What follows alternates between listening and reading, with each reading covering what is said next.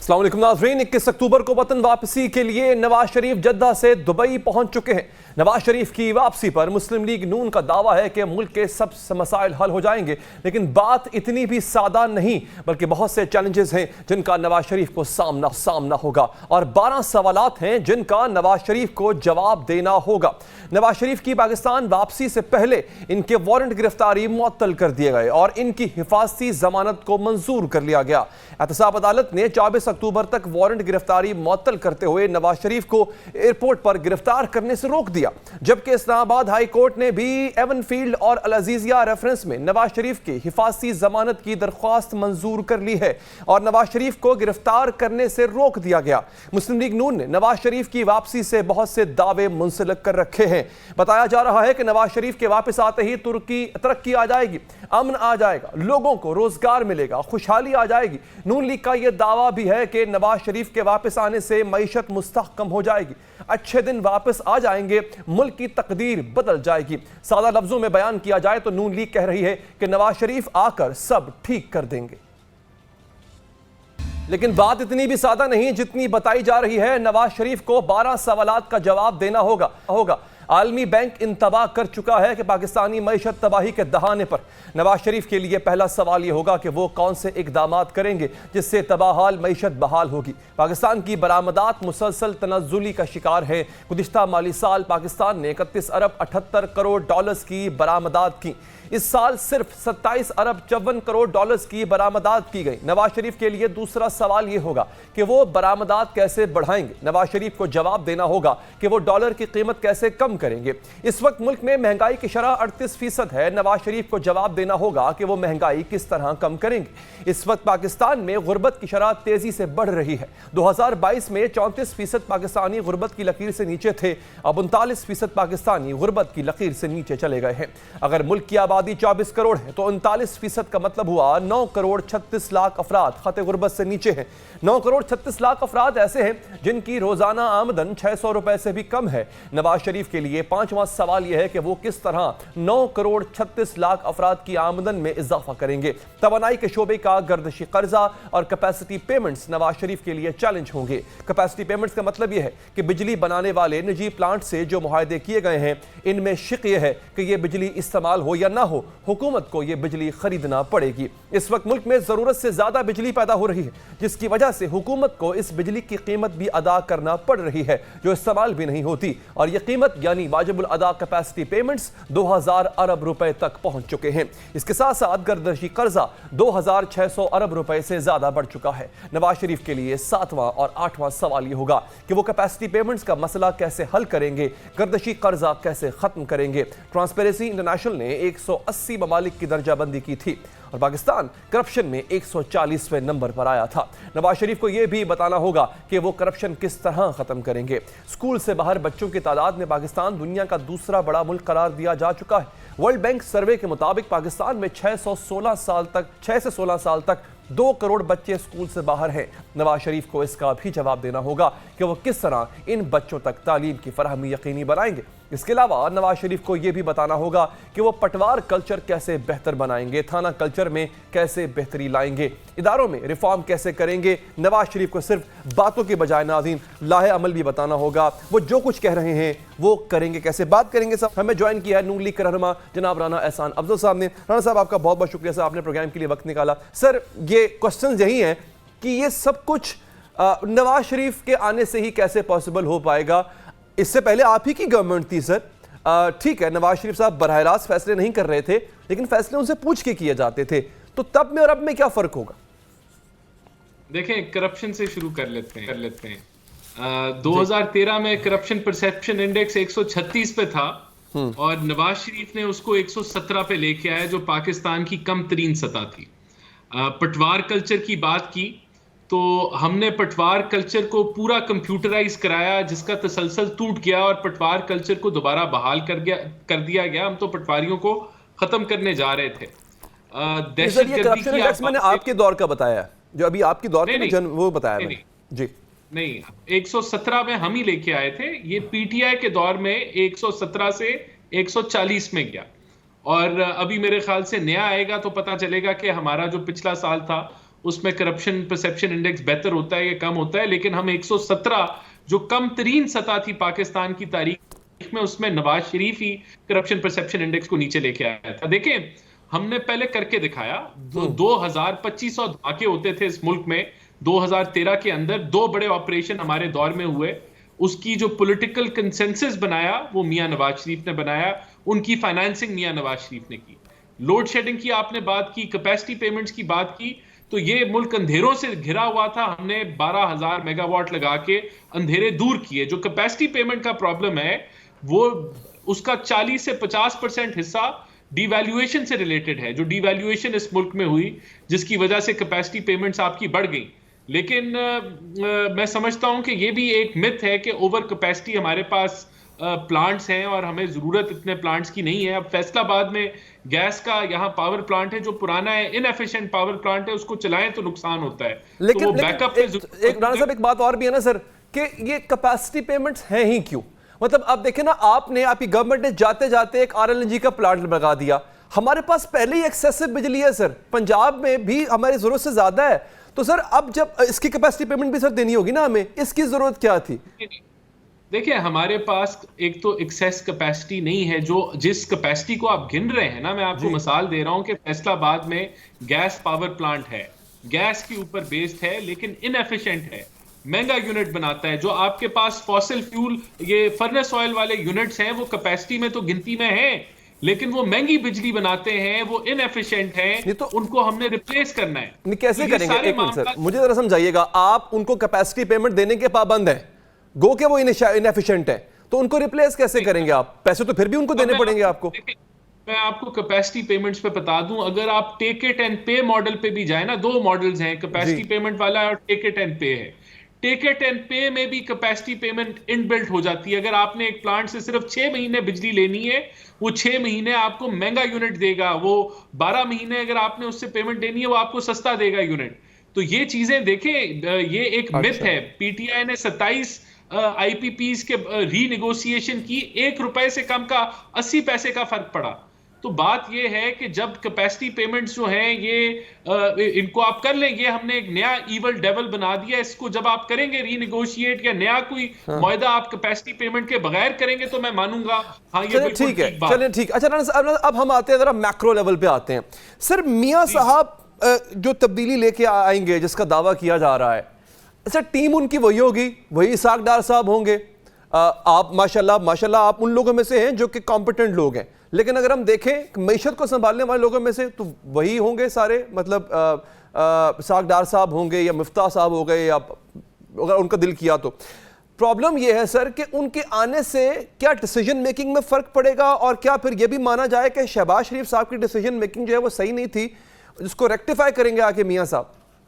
नहीं, देखिए 2 बड़े मेजर इसमें इश्यूज हैं कि एक तो हमारा तसलसल 2018 में तोड़ा गया। अगर वो तसलसल जारी रहता तो हम अपनी पॉलिसीज को फर्दर इंप्लीमेंट करते। ये जो पिछली हुकूमत जिसकी आप बात करें, ये 16 माह की हुकूमत है। जाती हुई हुकूमत या आखिरी सालों की हुकूमत कोई बहुत बड़े रिफॉर्म्स नहीं कर सकती, क्योंकि उसने वोट लेना होता है और रिफॉर्म्स के रिजल्ट जो हैं वो 1 आधे साल में नहीं आते, 2-3 सालों में आते। इसके बावजूद हमने वो फैसले किए जो कोई जाती हुई हुकूमत नहीं करती। और आज जो आप बेहतरी देख रहे हैं मईशत में, वो इसलिए है कि हम IMF का मुआहदा इंटैक्ट छोड़ के गए। हम लोगों ने जाते हुए भी बिजली के रेट बढ़ाए, पेट्रोल के रेट बढ़ाए। हमारे पास ऑप्शन मौजूद थी कि हम सस्ता कर जाते, लेकिन फिर हम IMF के मुआहदे को खराब करते और आज आप डिफॉल्ट की बातें कर रहे होते। तो जो बेहतरी नजर आ रही है वो इस बुनियाद पे है कि हमने वो मुश्किल फैसले किए जो लाजम थे, और जो हमने हैंड ओवर किया केयर टेकर सेटअप को, वो एक दलदल में गिरा हुआ निजाम नहीं था। अब आगे हम क्या करेंगे? देखें, हमें अगर 5 साल की हुकूमत मिलती है तो हम पहले साल के अंदर अपनी प्राइवेटाइजेशन जो है वो तेजी से आगे बढ़ाएंगे। 600 अरब का नुकसान है सालाना, उसको कम करेंगे, उसको खत्म करने की कोशिश करेंगे। प्राइवेटाइजेशन की बुनियाद मियां नवाज शरीफ ने रखी, बैंकिंग सेक्टर को प्राइवेटाइज करके, टेलीकॉम को प्राइवेटाइज करके उस तसलसल को हम आगे बढ़ाएंगे। इसी तरह आपकी जो पावर सेक्टर के अंदर फर्दर रिफॉर्म्स हैं, हमने रिन्यूएबल की तरफ शिफ्ट करना है, जो हमने 12 कोशिश की, 16 माह में हम नहीं कामयाब हो सके कि टाइम थोड़ा था। लेकिन again sir, talking about the time, Rana साहब टॉकिंग अबाउट द टाइम, ठीक है मान लिया कि आपके पास 16 महीने थे, उससे पहले जो आपकी गवर्नमेंट थी उसमें प्राइम मिनिस्टर ऑफिस को डिसरप्ट किया गया। 5 साल पूरे प्राइम मिनिस्टर नहीं कर पाए, गोके गवर्नमेंट ने पूरे कर लिए। लेकिन सर अगर मैं आता हूं इससे थोड़े से निचले लेवल पे, जहां पे मैं बात करता हूं थाना कल्चर की, पटवार कल्चर की, क्राइम की बात करता हूं मैं, गवर्नेंस की बात करता हूं मैं, अस्पतालों की सबसे बड़ी बात जो पूरी शरीफ फैमिली को नहीं मिलता पंजाब में कोई अस्पताल के जहां वो इलाज कर सकें, बच्चे स्कूलों से बाहर है, मैंने स्टैटिस्टिक्स दिए। सर पंजाब में 10 साल गवर्नमेंट थी आपकी, मुझे बताएं कोई एक ऐसा रिफॉर्म जो लॉन्ग टर्म हो, जिसमें आपने थाना कल्चर को तब्दील कर दिया हो, पुलिस को बदल दिया हो, आज एक आम शरीफ आदमी पुलिस थाने में जाते हुए खुद को महफूज महसूस करता हो।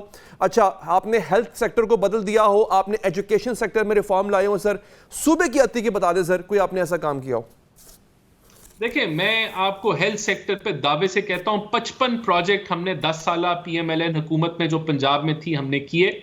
उसमें नए अस्पताल भी थे, उस पे अपग्रेडेशन ऑफ अस्पताल भी थे। अब मैं सिर्फ फैसलाबाद में 4 नए अस्पताल बने, तो ये एक लंबी डिबेट है। आप इसमें पूरा प्रोग्राम करें, मैं आपको अहदाफ बताऊंगा। थाने कल्चर के ऊपर हमने डॉल्फिन पुलिस इंट्रोड्यूस कराई मियां शहबाज शरीफ ने, लेकिन मैं आपसे एग्री करूंगा कि पुलिस और थाना जो कल्चर है वो आज भी प्रेवलेंट है और वो फेलियर है।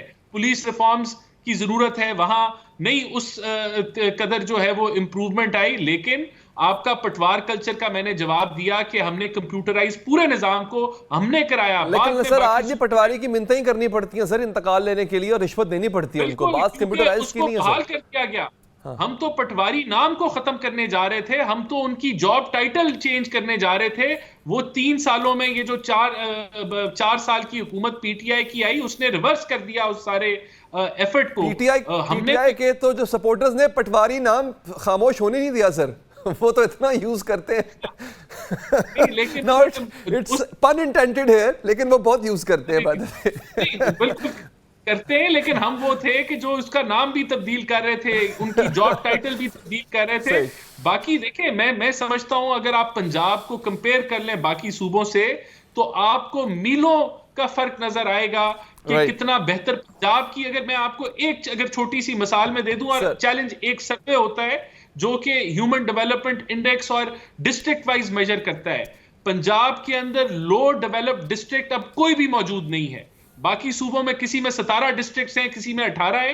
ये मियां शहबाज शरीफ की काविश है कि हमने, और वो हर एंगल से, एजुकेशन है, ठीक है सर आपकी जी ठीक। I wish I had more time sir, but आपका बहुत बहुत शुक्रिया राना साहब कि आपने प्रोग्राम के लिए वक्त निकाला। नाजरीन, हमारे साथ मौजूद सान साहब एक वक्फा लेंगे और वक्फे के बाद हाजिर होंगे।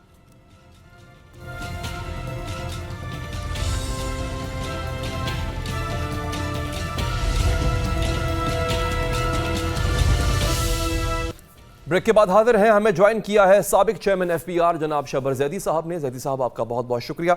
सर, ये सवाल है तो मईशत के हवाले से, लेकिन इसमें एक सियासी अंसर भी मौजूद है क्योंकि दावा ऐसा किया जा रहा है। सर, ये इतने चैलेंजेस जिसका मैं पहले जिक्र कर चुका हूँ, सर्कुलर डेट हमारे ऊपर, कर्जा हमारे ऊपर, हम एक ख़ास नौयत के रिफॉर्म्स भी नहीं ला सकें इदारों में।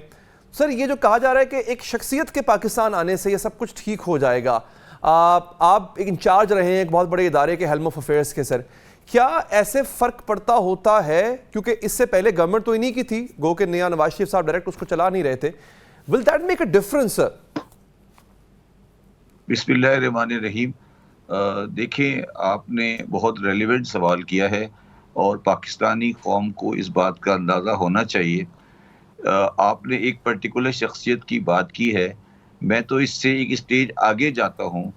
अगर कोई भी सियासी शख्सियत ये सब मिल के भी आ जाते हैं तो भी पाकिस्तान को अगर एक कंसर्टेड एफर्ट नहीं हुई तो मसाइल से नहीं निकाला जा सकता। अच्छा। ये जिस पर्टिकुलर शख्सियत की बात हो रही है, मेरा उनके माशी पॉलिसी से हमेशा इख्तलाफ रहा है और मैं ये समझता हूँ कि वो जो लोग हैं वो पाकिस्तान जिस दोराहे में खड़ा है और जिस जगह पर ये सब बिल के ले गए हैं पाकिस्तान को, ये उनको बिल्कुल इसकी सलाहियत नहीं रखते और ये हमारी माशी पोजीशन अच्छी नहीं होगी। मगर आप ये अज्यूम कर रहे हैं, इस सारे सवाल में आप ये अज्यूम कर रहे हैं कि जिन शख्सियत की आप बात कर रहे हैं वो इलेक्शन में जीत कर आ जाएंगे। ये आप लोगों की गलतफहमी है। अच्छा। आप एक दफ़ा पहले को खुलने दें, फिर देखिएगा कि ये नहीं होगा और पाकिस्तान की अवाम, मेरा भी ज़ाती व्यू है कि एक रीजनेबल फैसला करेगी अपनी माशी खुशहाली के लिए, अपनी बका के लिए। ये सब कुछ चीज़ें टेस्ट हो चुकी हैं। ये कोई मतलब जिसमें कहते हैं ना, मैं पिछले 5, 6, 7, 8 दिन से इनकी 2 हफ्ते से रेटरिक सुन रहा हूँ, कोई एक बात भी ये नहीं की कि क्या करना है बिजली। तो ये तो मतलब कहने को तो जो मर्जी कहते रहे। अच्छा, एक और रेटरिक भी है शहबाज ज़ैदी साहब, वो भी आपके नोटिस में आया होगा सर, कि देखें जी अभी तो सिर्फ खबर आई है वापस आने की, तो डॉलर नीचे आ रहा है, पेट्रोल नीचे आ गया, और आया भी है डेफिनेटली, और स्टॉक एक्सचेंज बड़ी बेहतर हो गई है सर। ये क्या होता है sir? Is it a gimmick या वाकई ऐसा होता है? ये बात सुने, डॉलर, अब अगर वो डॉलर का क्रेडिट ले रहे हैं तो मुझे निहायत ही अफसोस है। डॉलर तो हमारी वजह से आ रहा है, पर्टिकुलरली मैंने इसके ऊपर बड़ा काम किया है। कल का भी आपने ट्वीट देखा होगा मेरा जी। कल का आपने मेरा देखा है? नहीं, मैंने नहीं गुजरा सर, एक्सप्लेन कर दें जरा। कल मैंने ट्वीट किया था कि जो कल इंक्रीज हुआ है ये आर्टिफिशियल है। अच्छा। और आज दोबारा 1 रुपए 73 पैसे नीचे आया है। देखिए, ये तो जो अगर कोई ये कह रहा है कि ये डॉलर नीचे आ रहा है ये इनकी वजह से है, तो फिर मैं तो उसके ऊपर अफसोस ही कर सकता और इससे ज्यादा कुछ नहीं कह सकता। ये हमें पता है कि डॉलर क्यों नीचे आ रहा है, क्या किया है, क्या हुआ है, क्या हो रहा है। अगर ये इस तरह की बातें होने लगी, और खुदा का वास्ता है पाकिस्तान की खिस्मत को अब इन शख्सियात से बाहर निकालें और ये आगे चलें। एक आदमी जिसने ऑलरेडी 3 दफा हुकूमत कर चुका है, अच्छा है बुरा है मैं उसे कमेंट नहीं करता। मुझे कोई क्रेडिबल उनके पास माशी टीम नजर नहीं आती। वो भी अभी 12-15 महीने हुकूमत करके गए हैं, तबाही फेर के गए हैं।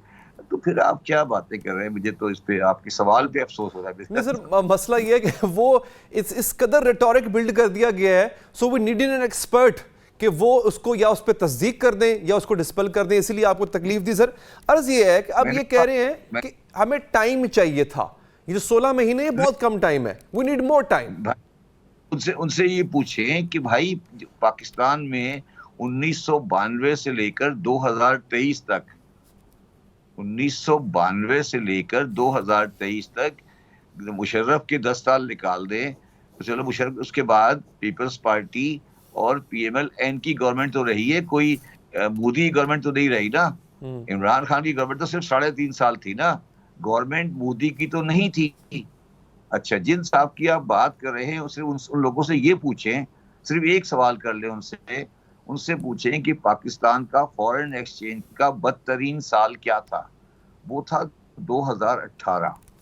पाकिस्तान का सबसे बड़ा करंट अकाउंट डेफिसिट था 2018 में, $15 बिलियन का 37 बिलियन की ट्रेड डेफिसिट थी। इससे बदतरीन साल पाकिस्तान की तारीख में आज भी नहीं आया। अगर कोई उसके बावजूद भी ये समझता है कि वो कुछ कर सकते हैं तो फिर ये गलत है। मैं आपको बड़ी यकीन से कह सकता हूं कि ये जो आप लोग एक प्रिजम्पशन लेके चल रहे हैं कि बैलेट बक्स भी वही फैसला करेगा जो फैसला आप इस वक्त मीडिया पे कर रहे हैं, ये मेरा अपना ख्याल है कि आपकी गलतफहमी बहुत जल्दी दूर हो जाएगी।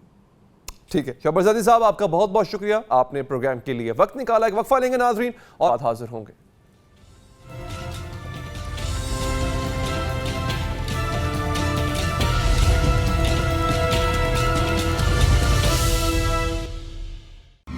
नाज़रीन, नवाज शरीफ एक ऐसे सियासतदान साबित हुए हैं जो किस्मत का धनी है। जब ऐसा लगे कि इनकी सियासत खत्म हो गई, इनके रास्ते बंद हो गए, तभी अचानक कुछ ऐसा होता है कि नवाज शरीफ के रास्ते में मौजूद सब दीवारें गिर जाती हैं। अब भी इनकी पाकिस्तान वापसी और पाकिस्तानी सियासत में वापसी की तमाम रुकावटें दूर हो चुकी हैं। जब नवाज शरीफ को नैब केसेस में सजाएं दी गई थीं, इससे पहले आर्टिकल 62(1)(f) के तहत इन्हें नाअहल भी करार दिया गया था। उस वक्त सुप्रीम कोर्ट ने फैसला दिया था कि यह नाअहली ताहयात होगी, यानी लगता यही था कि नवाज शरीफ तमाम उम्र सियासत में हिस्सा ही नहीं ले सकेंगे। लेकिन फिर नवाज शरीफ की खुशकिस्मती इनके काम आई। चेयरमैन तहरीक इंसाफ के खिलाफ तहरीक अदम एतमाद कामयाब हुई, पाकिस्तान जमहूरी इत्तेहाद ने हुकूमत बनाई और आर्टिकल 62(1)(f) के तहत नाअहली की मुद्दत 5 साल कर दी गई और इसके नतीजे में नवाज शरीफ की ताहयात नाअहली भी खत्म हुई। ये पहली दफा नहीं कि नवाज शरीफ की सियासत खत्म होने के या खत्म करने के दावे किए गए और नवाज शरीफ वापस आए। कभी कहा गया नवाज शरीफ की सियासत दफन हो चुकी है, कभी कहा गया कि नवाज शरीफ माइनस हो चुके हैं, कभी नून में से शीन और मीम निकलने की पेशगोइयां की गईं, लेकिन नवाज शरीफ की खुशकिस्मती ने ये तमाम पेशगोइयां गलत साबित कर दी। नवाज शरीफ की सियासत और इक्तदार में आमद भी उनकी खुशकिस्मती का ही नतीजा थी। वो तो एक दिन क्रिकेट खेल रहे थे कि इन्हें बताया गया कि आपको पंजाब का वजीर खजाना बनाया जा रहा है। इसके बाद नवाज शरीफ पंजाब के वजीर आला बने और फिर वजीर आजम, और हर बार यही साबित हुआ कि नवाज शरीफ किस्मत के धनी हैं। फौज ने इस्लामी जमहूरी इत्तेहाद बनाया तो नवाज शरीफ इस इत्तेहाद के सरबराह बनाए गए। 1991 में इसी सरबराही की वजह से वो पहली बार वजीर आजम बने, लेकिन फिर इनके सदर गुलाम इसहाक खान से इख्तिलाफात शुरू हुए और सदर ने 1993 में कौमी असम्बली तहलील कर दी। यहाँ भी नवाज शरीफ की खुशकिस्मती ही काम आई और सुप्रीम कोर्ट ने कौमी असम्बली तहलील करने का सदारती हुक्म गैर आईनी करार दिया, लेकिन बात न बन पाई और army chief general Abdul Waheed Kakar के कहने पर नवाज शरीफ और सदर गुलाम इसहाक खान दोनों को ही घर जाना पड़ा। और फिर 3 साल बाद ही 1996 में किस्मत के धनी नवाज शरीफ दोबारा वजीर आजम बन चुके थे। दोबारा वजीर आजम बनने के बाद उन्होंने अदलिया से महाज आराई की। उनके हामियों ने सुप्रीम कोर्ट पर धावा बोला, चीफ जस्टिस माजूल हुए, सदर फारूक लगारी इस्तीफा देने पर मजबूर किए गए, लेकिन जब उन्होंने आर्मी चीफ को ओहदे से हटाया तो आर्मी चीफ ने नवाज शरीफ की हुकूमत का तख्ता ही उलट दिया। नवाज शरीफ पर अगवा, इक़दाम कत्ल, तैयारा हाईजैकिंग और करप्शन के इल्जामात लगाए गए। इन्हें उम्र कैद की सजा सुनाई गई, लेकिन नवाज शरीफ की खुशकिस्मती फिर काम आई। सऊदी अरब की मदद से एक मुआहदा हुआ और नवाज शरीफ जेल से निकलकर 10 साल के लिए सऊदी अरब चले गए। जनरल परवेज मुशर्रफ इक़्तिदार में थे, नवाज शरीफ जद्दा में थे। पाकिस्तान में मुस्लिम लीग नून बिखर चुकी थी। कई लीडर नून लीग से निकलकर कौफ लीग में शामिल करा दिए गए थे। दावे किए जाते थे कि नवाज शरीफ की सियासत खत्म कर दी जाएगी, लेकिन फिर नवाज शरीफ की खुशकिस्मती काम आई। बेनज़ीर भुट्टो की मुशर्रफ से डील हुई। इस डील के तहत बेनज़ीर वतन वापस आई तो नवाज शरीफ भी वापस आ गए और फिर 2013 में फिर से वजीर आजम बन गए। इसके बाद पनामा केस आया, नवाज शरीफ नाअहल किए गए, गिरफ्तार किए गए। फिर उनकी खुशकिस्मती इनके काम आई और इन्हें इलाज के लिए जेल से निकाल कर लंदन भिजवा दिया गया और अब उन्होंने वापसी का इरादा किया है। तो नाज़रीन, उनकी हिफाजती जमानत भी मंजूर कर ली। जान चुके हैं कि नवाज शरीफ किस्मत के कितने धनी हैं। इसके साथ ही यहां पर एक वक्फा लेंगे और वक्फे के बाद हाजिर होंगे।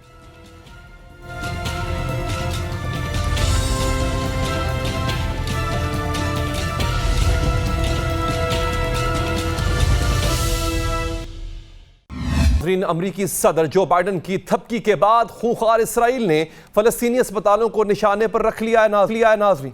और जिस तरह से बमबारी जारी है, बच्चों को मारा जा रहा है, खानदान के खानदान उजाड़ के रख दिए गए। सहूनी फजाइया के पैदरपै हमलों में एक ही रोज में मजीद 433 फलस्तीनी शहीद हुए। आलमी सफारती दबाव के बावजूद इसराइली फौज ने गजा में एक और अस्पताल और मस्जिद को निशाना बनाया। मगरबी इलाके में वाक़ अल-कुद्स अस्पताल, हिलाल अहमर हेडक्वार्टर्स की करीबी रिहायश इमारतों को और सड़कों पर 30 मिनट तक बमबारी जारी रखी। नाज़रीन, ऐसे में हमारे पाकिस्तानी क्या उम्मीद रखे हुए हैं पाकिस्तानी हुकूमत से, आलम इस्लाम से क्या उम्मीद रखते हैं पाकिस्तानी? हमने कोशिश की कि हम पाकिस्तानियों से जाके पूछे, जुल्म तो हो रहा है, लेकिन जुल्म के खिलाफ जो आवाज़ उठा रहे हैं, क्या वो उस आवाज़ से मुतमईन है? क्या वो आलम इस्लाम का इकट्ठा होना, उसकी उम्मीद अभी भी लगाए बैठे हैं कि इतना सा इजराइल 57 इस्लामी ममालिक के गले की हड्डी बना हुआ है? आखिर क्यों? हमने जब आवाम से जाके पूछा नाज़रीन, तो आवाम का क्या रद्द अमल था, ये देखिए। हमको नहीं देख रहे हैं, जो मुसलमान है वो कह रहे हैं इसको मार दो। जब तक हमारी OIC, जब तक हमारी ये कौम पाकिस्तानी और तमाम अक़वाम आलम इकट्ठे नहीं होंगे, तब तक ऐसा ही होता रहेगा। हमारे साथ भी ऐसा ही करेंगे। इस्लामी ममालिक अगर आज भी इकट्ठे होकर सिर्फ एक यक आवाज़ से पाकिस्तान को इतना कह गए कि भाई इसको देख ले, यकीन करे आज इसराइल फ़ौरन उसी जगह ही पीछे चला जाएगा। बिल्कुल करनी चाहिए। ये सिर्फ यहाँ बैठे मुसम्मतें ही करते हैं। इन्होंने हमारे लिए आज तक क्या किया है? और चलिए हमारे लिए जिन्होंने आवाज़ नहीं उठाई, लेकिन दूसरे ममालिक, वो मुसलमान हैं, छोटे छोटे बच्चे हैं, उनके बेरोज़गार हैं। आप इंटरनेट पे कहीं जाके देखें, सोशल मीडिया पे उनका कोई हाल नहीं है वहाँ पे, लेकिन यहाँ से कोई भी उनकी मदद करने के लिए तैयार नहीं है।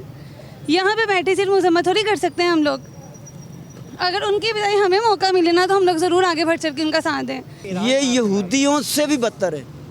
अगर इनके बच्चे ये जो हमारे बड़े हुक्मरान हैं, कोई भी है, मैं ना फ़ौज का नाम लेता हूँ ना किसी का भी, हुक्मरानों का नाम लेता हूँ, जो भी हुक्मरान है, अगर इनके बच्चों के ऊपर बम लगा मारे होते तो अब ये आराम से बैठे होते।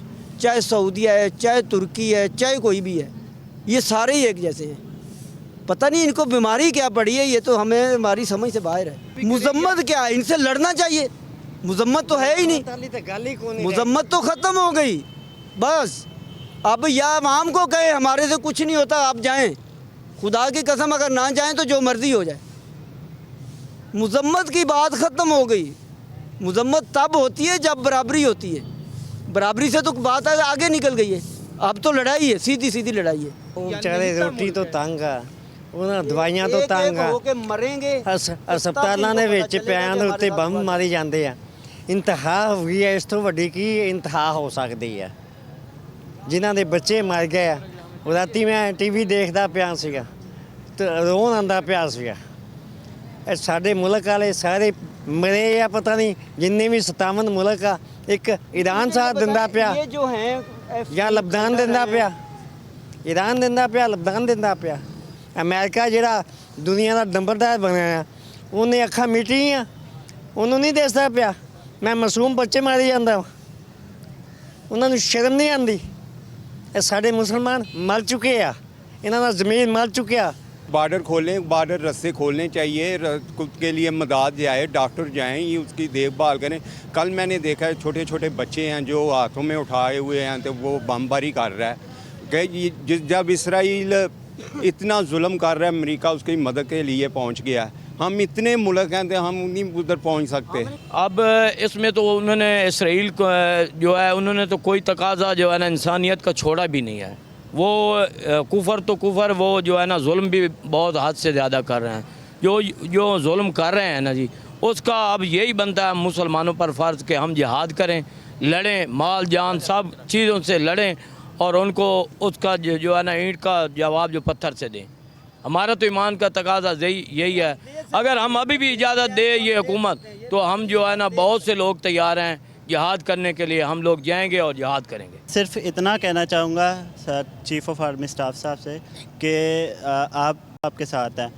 मुजाहिदीन सब वहाँ पे इस टाइम खड़े हैं, सारे खड़े हैं। पाकिस्तान को स्पेशली पाकिस्तान आर्मी को, क्योंकि पाकिस्तान आर्मी बहुत यानी कि इस टाइम टॉप पर पाकिस्तान आर्मी है मुसलमानों में, तो होना चाहिए, पाकिस्तान को भी बोलना चाहिए इसको। हम शर्मिंदा हैं, हमारे ऊपर सिर्फ इस्लाम का लेबल लगा हुआ है, हम अंदर से मुसलमान कोई नहीं है।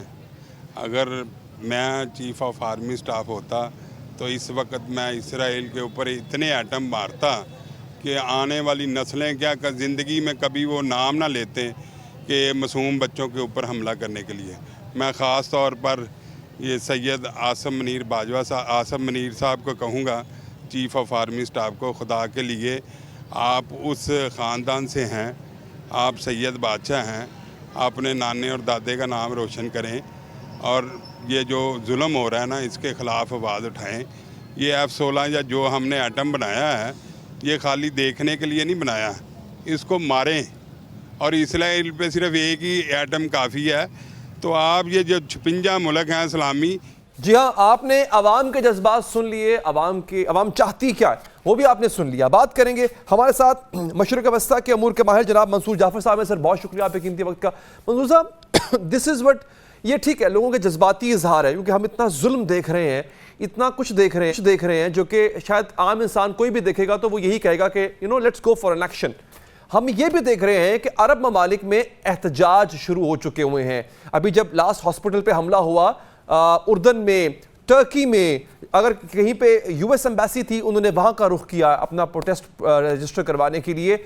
इजरायली एम्बेसी थी, वहाँ पे जाके आग लगाने की कोशिश की गई। इस कदर गुस्सा पाया जाता है। आज मैं पढ़ रहा था ग्रीस में, बर्लिन में एहतजाज हो रहा है। सर आपको लगता है कि मुसलमान और अरब ममालिक ख़ास तौर पे अपनी आवाम के एहतजाज को देखते हुए और उनके जज्बात को देखते हुए कोई ठोस फैसला लेंगे?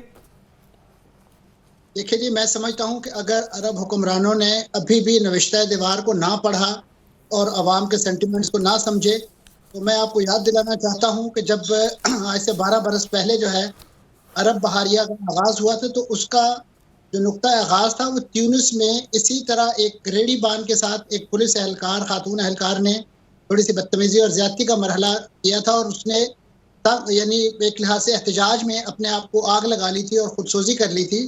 उसके बाद ट्यूनिस से जो शरारा उस बू हबीबी के नाम से, वो बू अजीज़ी के नाम से वो नौजवान का, वो इतनी बड़ी आग बन गया कि पूरे का पूरा जो खित्ता है उसमें मिस्र, यमन, लीबिया, शाम, तमाम के तमाम ये जो ममालिक हैं, यहाँ पे आपको पूरे का पूरे एहतजाज जो है वो देखने को मिले। और वो एहतजाज फिर वहीं ख़त्म नहीं हुए, फिर लोगों ने उस एहतजाज को अपने वोट की शक्ल में जो वो चेंज ला सकते थे जिस जगह पे, उसको भी उन्होंने करके दिखाया। मिस्र मेरी मुराद है। तो मैं समझता हूँ कि ये चीज़ें ऐसी हैं कि अगर आज हमने ये फ़लस्तीन में होने वाले जितने बड़े पैमाने पे मजालिम हैं, ये तो कम से कम उस ट्यूनिस के एक वाक़े से बहुत बड़ा फैक्टर है कि जो इस वक्त पूरी दुनिया, ऐसे सिर्फ मुसलमानों के जज्बात नहीं हैं, जो भी इंसाफ तमाम है, इंसानियत दो तमाम है, दुनिया है, या ह्यूमन राइट्स के ख्याल रखने वाले लोग हैं, तमाम के जज्बात जो हैं वो इसी लेवल के हैं और इसी दर्जे के हैं कि वो कुछ ना कुछ जो है वो कर गुजरने के लिए तैयार हैं। और ख़ासतौर पर जब हम आलमी इदारे जिनको हम बहुत ज़्यादा उन पर तकिया करते हैं और अपने मुख्तलिफ मसाइल के हल के लिए उनकी तरफ रुजू करते हैं, तो जब उनकी तरफ से हमें बार बार वीटो के हकूक़ का इस्तेमाल और इसी नौइयत की करारदादों पर कान ना धरने की बात जब सामने आती है, तो अवाम फिर यकीनन इस बात के कहने में जस्टिफाइड है, जो जज्बात आपने अपने कुछ देर पहले एयर किए हैं लोगों के, कि वो फिर चीज़ों को अपने हाथ में लेने पर आमादा हो जाएंगे कि जब आप उनके लिए लीगल वे आउट, यही जो अगर हमास के एपिसोड को आप सामने रखें, फ़लस्तीनियों ने जिस अंदाज से इस दुनिया की सबसे बड़ी खुली जेल जो है इसमें 15-16 साल मुहासरे में गुजारे, तो ये एक लावा उनके अंदर पक रहा था। उनके पास उस जेल के अंदर रह के सिसक कर भी मरना था, और एक ही यकबार हमले के नतीजे में उन्होंने कम से कम ये तो किया कि अपने इस इशू को इंटरनेशनलाइज कर दिया, दुनिया की तवज्जो इस जाने मबजूल हो गई। खासतौर पे जो जारे तो कुव्वतें हैं वो आपको एक तरफ खड़ी नजर आती हैं, और जो मजलूम के साथी हैं वो आपको एक तरफ खड़े नजर आते हैं। और ये बिल्कुल वही जिस तरह अमेरिका बावला हो गया था 9/11 के बाद, और उन्होंने दुनिया को तकसीम करने के लिए ये कहा था कि यू आर विद अस और अगेंस्ट अस। अब मैं समझता हूँ यही पॉइंट ऑफ व्यू जो है वो इस वक्त दुनिया भर के अवाम का है कि आप मजलूम अक़वाम, उसमें फ़लस्तीनी, कश्मीरी, रोहिंग्या, तमाम के तमाम जहाँ वो पिस रहे हैं, आप उनके साथ या इन जारे कुव्वतों के साथ हैं, और इन एक्टिव किस्म की वर्ल्ड बॉडीज़ को ही आप अपने दलिदर का जो है वो मदावा समझते हैं, या कि वाकई कोई अमली इक़दाम जो है वो करने की पोजीशन में अमली इक़दाम करने होंगे। बहुत बहुत शुक्रिया आपका मंसूर साहब, आपने प्रोग्राम से अब तक के लिए इतना ही। मुझे दीजिए इजाज़त, अल्लाह ने के बाद।